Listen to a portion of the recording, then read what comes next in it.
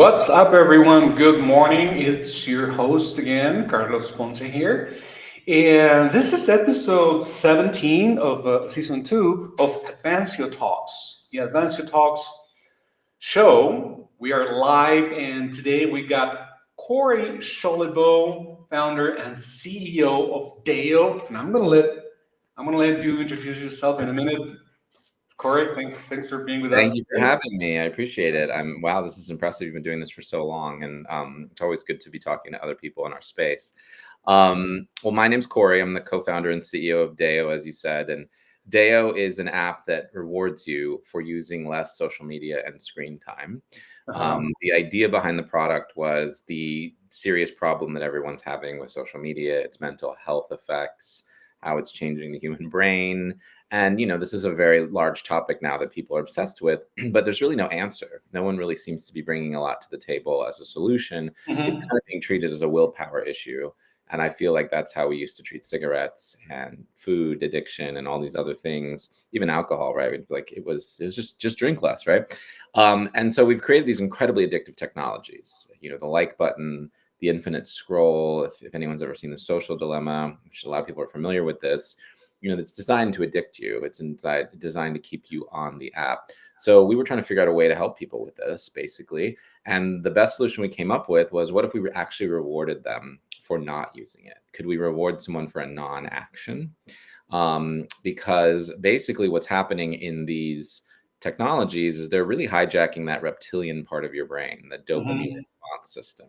You used to go hunting, you found a berry and you got a reward. Like that's what we used to do.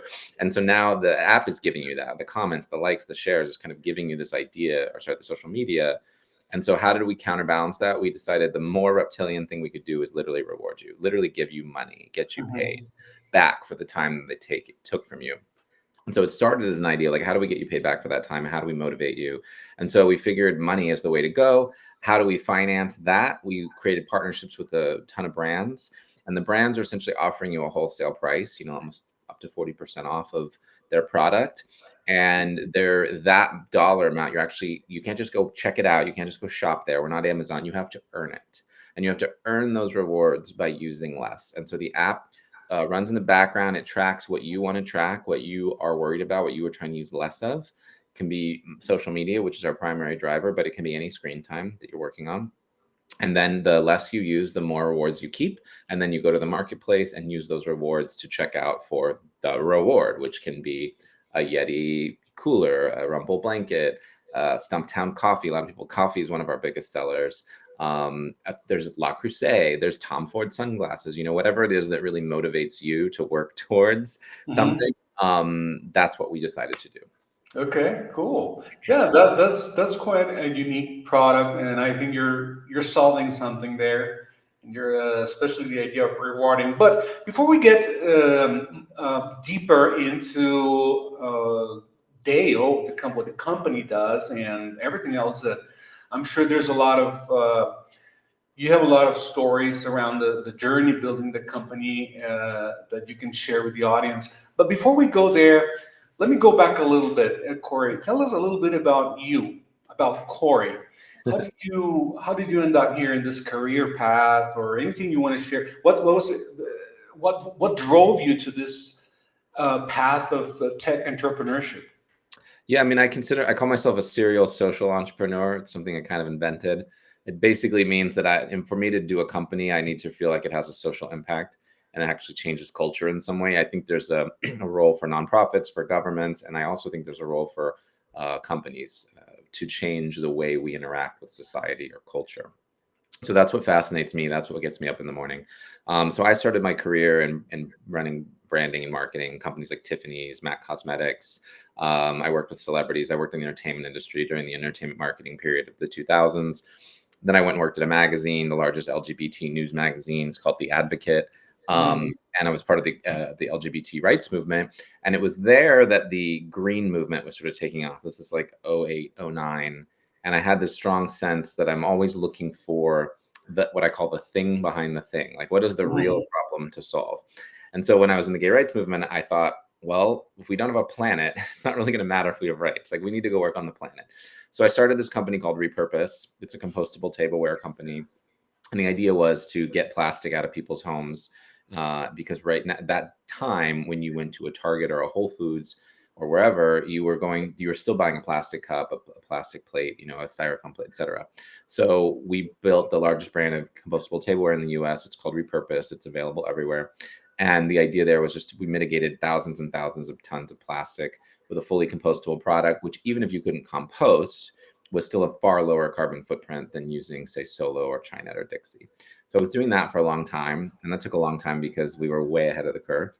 And then when I left that company, which is still running, my partners are still running it, I ended up starting a company, long story how I got there, but it's actually a perimenopause and menopause play called Wile, Wile. And that company, the mission for me there, what I realized was there's about 50% of the population for about 50% of their lives essentially ignored and not being taken care of.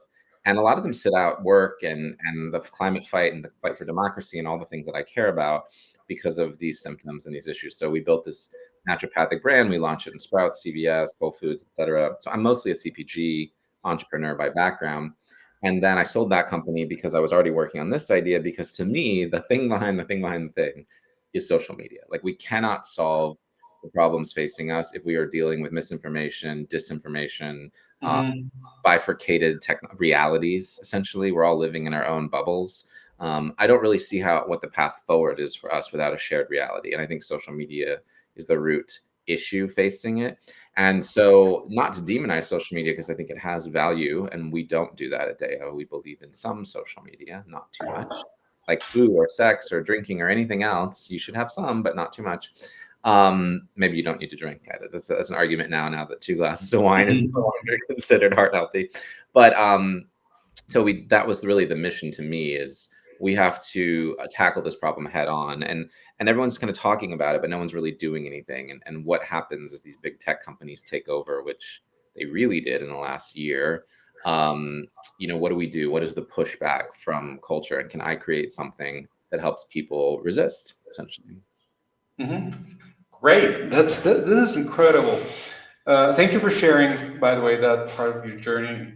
Uh, Now, I would like to move on to the topic that we're going to be mostly covering today, which is centered around the concept of wellness, right? So we call it mindful tech leadership. Mhm. So, or in other words, how to create balance in our hyper-connected work world, right? Mhm. So, why did you feel that this would be like an ideal topic for today? Like, why? Tell us a little bit about this. What you consider to be mindful tech leadership, and what does it imply? Yeah, I mean, I think it's a good topic. I think that we've sort of gotten to this place, at least from the social media and social standpoint, that it has to be extractive, that it's inherently a negative product. The leaders, Zuckerberg and all of them, sort of just like furtherly finding ways to sell you. I mean, if something is free like that, which it is, you're not the customer, you're the product, right? They're selling you to advertisers. Their customers are advertisers. And so there's a strong sense that the technology inherently is negative or extractive. And I just don't think that has to be the way it is. And I think there are virtuous economic cycles that can be built. And the way Dayo does it is the brands, for instance, come on our platform and say they're giving wholesale pricing to you, Carlos, and they're giving it to you because you earned that pricing and they're rewarding you. So they get like a brand halo effect and they get to be a part of a virtuous system. That's great. They're also making a sale, and they're making a sale without a customer acquisition cost. They're not giving Meta or Google $40 or whatever it costs to acquire Mhm. you as a customer. They're giving it to you, the consumer, for Mhm. 40% off the money that they're losing in that transaction with Meta. Just give it to you and then create that, what I call a virtuous economic cycle. And so that's one end of it. And then the consumer, this is a completely free app. I only make money when you buy something. I get a little cut from the brands. So ultimately, I'm creating a virtuous economic cycle for you as well. So can I marry these two needs? The consumers need to use less, and the brands need to still find you and tell you about a new product or something they're Mhm. trying to do. We live in a capitalistic society, and there's nothing wrong with that. So I think that that is really what I would consider mindful tech leadership in my concept. Obviously, there's lots of other ways, but do they have to be negative?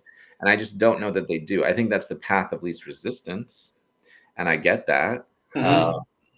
Scaring people, for instance, on social media, fear mongering is the fastest way to get virality. That's why the algorithms reward sort of, fear, basically Right. drumming up that kind of thing. But that doesn't have to be the way it's done. There are other ways that we could do it. And I think we've just sort of convinced ourselves that there's only one way to go. There's only one approach. It just sort of is what it is by virtue of its existence. And I think that we need to regroup and reorganize. And there's some in social, you've got like Blue Sky, right, which isn't driven by advertising. You've got some alternatives coming in. Neptune, I don't know if a lot of people are Neptune, but it's a more virtuous social media platform. They have cold start problems, all of them, right? Because you need a lot of people on there. But then you've got like Anthropic, which has just pivoted and is trying to launch an entire social media platform of just AI using Sora, where you take your face and you and I create videos of each other, but we're not in them and we're not even there. And then I follow your AI and you follow my AI, and like so that to me is the opposite direction. So ultimately, Anthropic, which meant to be this leader, right? They said they were going to cure cancer. That was literally what they said they were going to do. And now they're launching a social media platform to sell advertising. Like they're literally just pivoting to a meta model. So Mhm.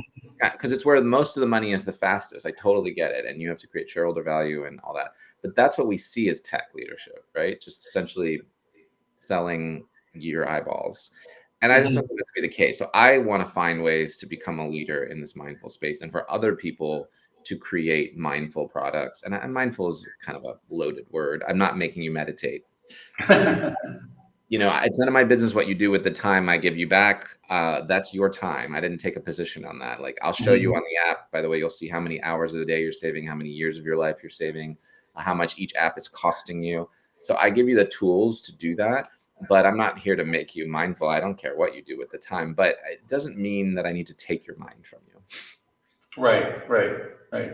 So this is okay. Now, what I'm hearing is that you're basically serving the user. So we're talking about the user end of the equation, right? So you're Mhm. giving the user back time back into their lives Mhm. to do with as they please, right? Mhm. So this is a very interesting concept, and especially considering the fact that you're providing a way to reward that effort of taking Mhm. back that time. But I'm curious as to on the let's call it on the companies on the Dayo side, or maybe internally at companies, like not just to the rest of the world, like out there, but internally at the companies. What do you think? How would you say that? What role does mindful technology have on or in employee productivity or even job satisfaction? Does Mhm. it have a role? Oh yeah, I mean, a lot of people, most people use way too much social media, and if you're in marketing and listening to this, like, it's sort of hard, right? Because you think I have to be on social media all the time. I have to know what's going on, and young people tell me this as well. So it's very distracting at work. It is a way people waste tons of time at work, and they're really not. We're really doing it out of habit. It's not necessarily that we're enjoying it. Maybe you enjoy it for a while, for like 20 minutes or something, 10 minutes, and then you go on for an hour. Why were you on for an hour? Mm. Like if you think about it, and I talk to teens about this a lot because we're working on a feature where parents can pay their kids to get off, which will be coming out next year. But they're like, well, I have to know what's going on. I have to know the memes. And I think a lot of people in our work world are like, well, I need to know what's going on. Like I need to know the news. I need to know what the cultural ramifications are if you're marketing something. Um, Even in technology, I need to see what's the latest thing going on at Apple, let's say, or what is this Anthropic AI social media platform they're launching? Like, I should probably know about it if I'm going to be in a tech marketing position. Mhm. But the reality, what you find that actually when you look at it, is that you watch one or two videos, let's say on TikTok about it, And then you keep going and you're watching the same thing. Nothing new has been revealed. Like Anthropic announced it, and then there's a million takes. And so you're just watching take after take after take after repetitious take. And you actually don't need to be on that for 3 hours. You really only need like a couple minutes of it, even if you were using it from a purely work perspective. And so the way we position the app currently is we give you 30 minutes free and clear a day. And that's because the American Psychological Association says, and it's really the only, number we can base anything on because there's not enough study of this, that 30 minutes a day is net neutral to net positive. So I'm supposed to go see Carlos's show. I'm maybe supposed to go and see, if we're friends, I'm supposed to see your dog or your daughter or whatever your life is, and you're supposed to see mine, and then I'm supposed to get off. But instead, we're doom scrolling, we're comparing, despairing. I'm seeing people with better houses, better cars, better lives. This also affects work, right? Like everyone has a better job. Everyone's working less or working better. Everyone's more productive. Everyone's hacking the system. It's especially in tech. It's like even the trend, like the 60-hour work week, and all, it's just like it's a constant flow of like you're not good enough, you're not doing enough, and it really imbues your work. So the 30 minutes a day, after 30 minutes, you get a shield screen that takes over your whole screen and says, hey, you want to stop and get paid, or you want to keep scrolling? And you can push through that, and then there'll be another one at 90, and there'll be another one at 120. And then when you push through, you'll start to lose the money. We give you $5 a day in the market. And after 30 minutes, you push, okay, I want to keep going. I'm going to keep going. Great. $5, $4.99, $4.98. You start seeing the money disappear from your wallet. So there's both carrot and stick. And to us, this is how you do it in order to get someone on target. But what most people find is that even, especially at work, they don't even know they were on for 30 minutes. I was like, oh, I was on for like 5 minutes. No, you're on for 45 minutes. You lose all sense of time in there.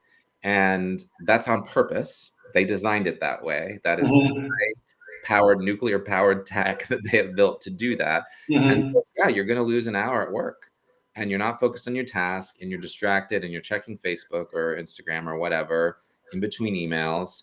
And it's not helping you be productive. We all know that's sort of very proven now that you can't multitask, right? Multitasking is bullshit. It's not a thing. So you're just code switching back and forth. And every time you switch from Instagram back to your email, back to the project you're working on, there's a reset period at which your brain has to reset itself to the project at hand. And over time, you can lose, in a course of a day, you could lose hours easily. Right. So I think social media is a total productivity suck. I think it's also not helping you get up and walk over to your coworker and having a conversation about the weekend. Where's the water cooler, right? The water cooler is now in. Oh, I saw their Instagram video and liked it. No, you didn't. Go over and talk to your coworker, assuming you go to work. Call them up. What happened that weekend? Those connectivities build teams, they build trust, and they build productivity.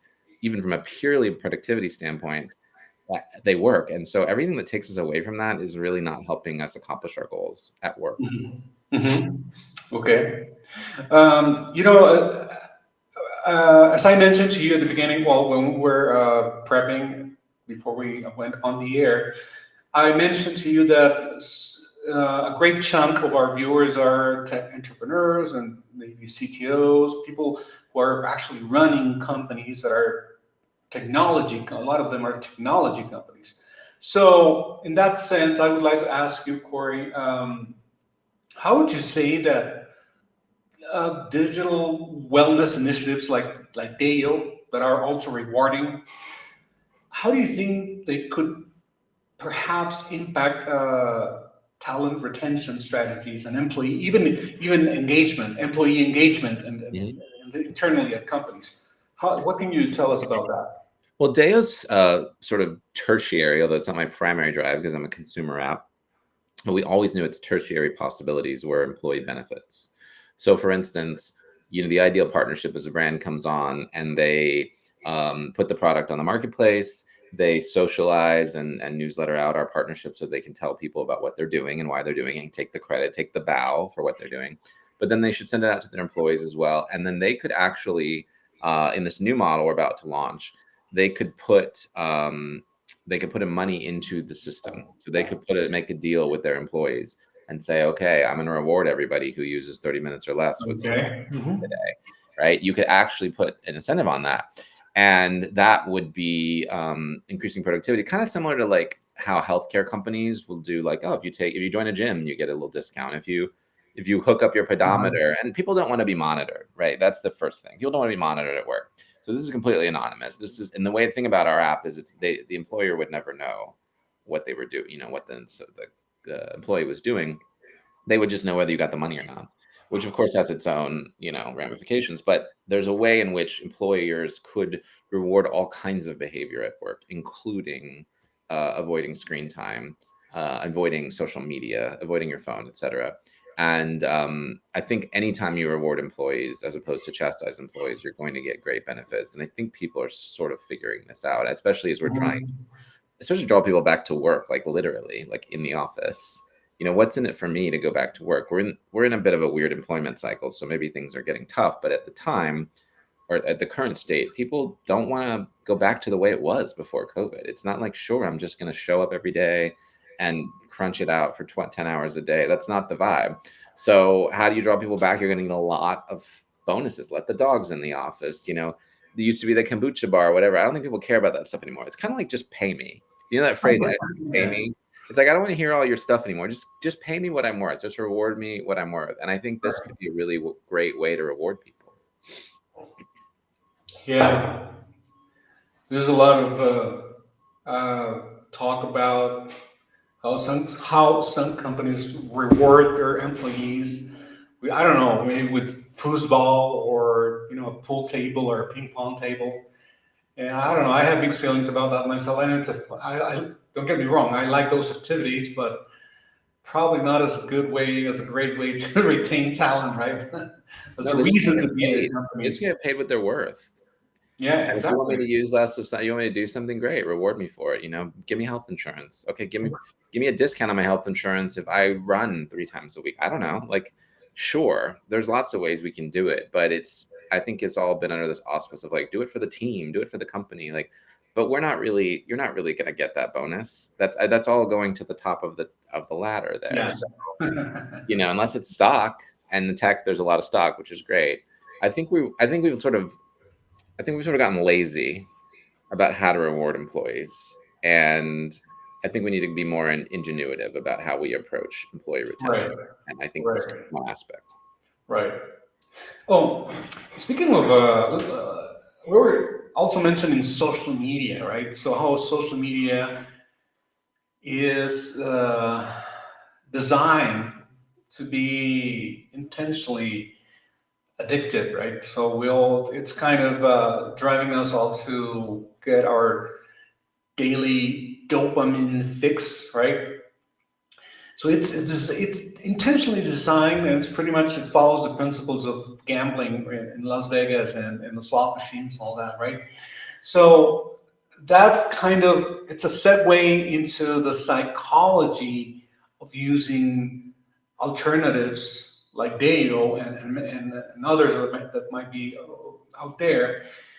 So what psychological principles would you say that drive Dayo's approach to changing these deeply ingrained social media habits that we are all getting addicted to? Yeah, I mean, it's a dopamine response. So when you post a video or a photo, let's say on Instagram, you're putting it out there. Why are you posting it? You're posting it so people see it, right? You're looking for a dopamine response. You're looking for, okay, 5 people liked it, 6 people liked it, 20 people liked it, 30. And then the more people liked it, the more dopamine you're getting. The more they share it, the more dopamine, the more comments. Oh, wow, I'm really connecting with people. It's a dopamine response, which is very similar to as if you were in a tribe, let's say, and you got to stand up and speak and everyone listened to you. That would be very true, right? It's similar to that town square idea, but it's not real connectivity.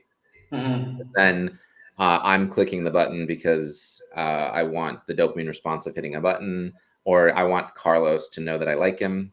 So I'm going to give him a like on his thing. I'm going to share his thing. It'll give me a dopamine response because he'll like me, and it's this never-ending dopamine response. And then similarly, you get variable rewards. So you post a photo. This is the gambling 101, right? You post a photo and Then nobody liked it. Why didn't that one work? Now I feel bad about myself.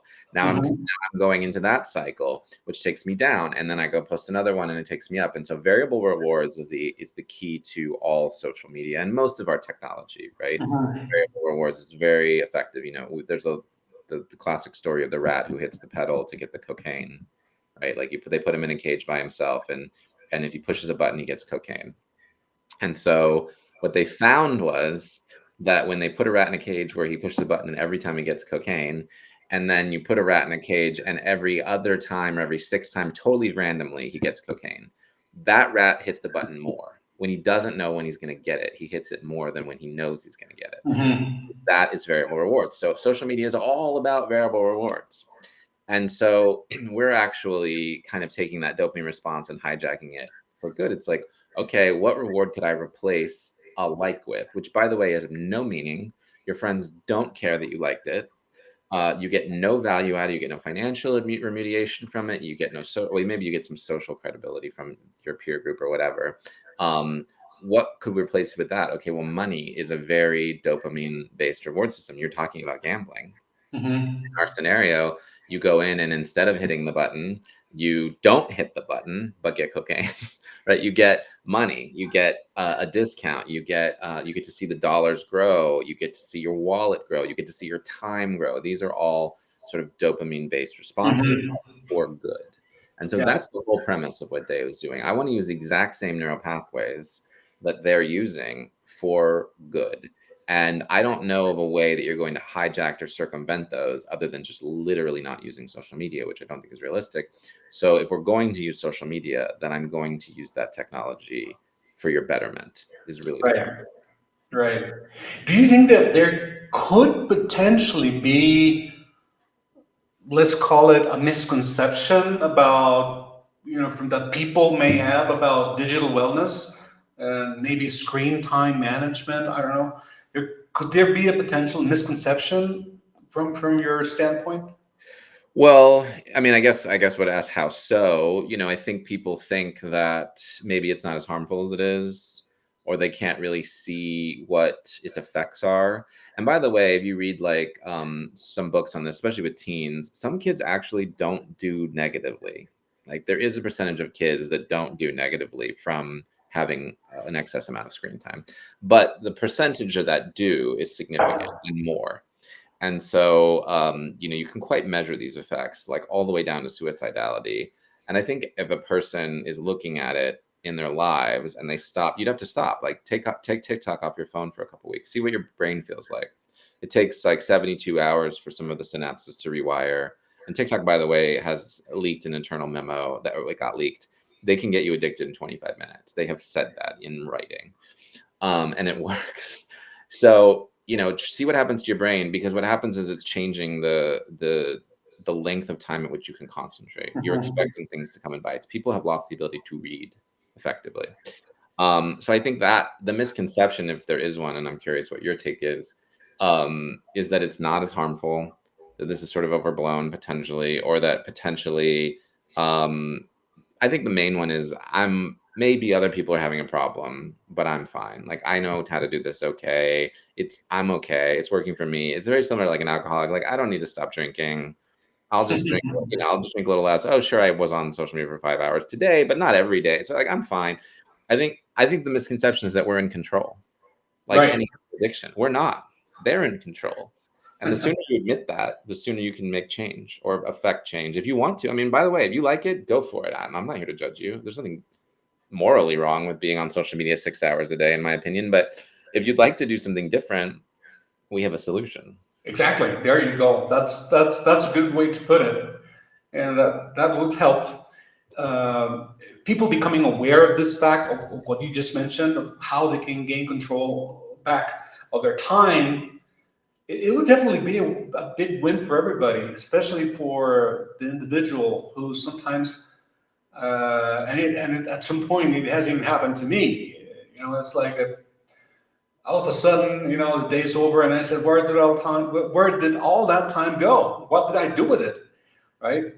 And what was in it for me? So it was all about giving away my time, energy, and attention to something that I might not even be interested in. So this is a great way to put it, Corey. We're running out of time, so I would like to ask you one more question, if I may. What advice would you give to tech companies that are trying to build more wellness conscious cultures internally? I think that that's a really good question. I've never been asked exactly to advise other companies.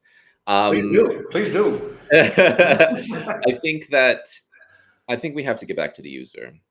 I think that if we do not think about the user or the customer as the center of the conversation, it's a really unique business model that we've built where the customer is not the user, right? Most places, when you go to the store and you buy a pair of shoes, you're the customer. They built those shoes for you. They talked to you. They figured out what kind of shoes you want. That's not how social media works. Like, people are like, why can't I see my friends? You don't see your friends anymore, right? It used to be you went on Instagram and saw your friends. They took that away because it made sense for advertising. You see whatever the algorithm feeds you. The user is no longer at the center. So I guess my main advice is, if you could, and if you can financially build a model that incentivizes you to grow, that puts the user back at the center, then that should be what you're doing. And I think if you're not able to do that, I think maybe think about what you're doing with your life. Put the Like, user why are we extracting? Why does technology have to be extractive? Exactly. That's a great point, Corey. Well, all good things must come to an end. I really want to thank you for having been with us on the show. How can people get a hold of you? I understand you shared with me your email and your your URL, your company website, which is check out dayo.co. And also you can email me at Corey, Corey, at dayo.co, not .com, okay. .co. Great. So that's, folks, if you're watching down below, you'll see this ticker scrolling from side to side. That's where you need to go, dayo.co. And then, of course, you can also email Corey it's right there too. Email Corey at dayo.co or co. And also, you are on LinkedIn, right, Corey? I am, yeah. It's just Corey Scholibo, my name. Easy to find. Okay, LinkedIn, Corey Scholibo / So there you have it, folks. If you want to reach out to Corey and learn more about Dayo and how you can bring more wellness into whatever it is that you're doing, spending your time on screen, please reach out to him, Corey, and I'm sure a lot of people are going to be happy about it. Corey, thank you so much for having been with us on the show. Stay with me as we go off the air, and the rest of you, again, thank you for joined us today. Having joined us today. See you next time. Bye, everyone.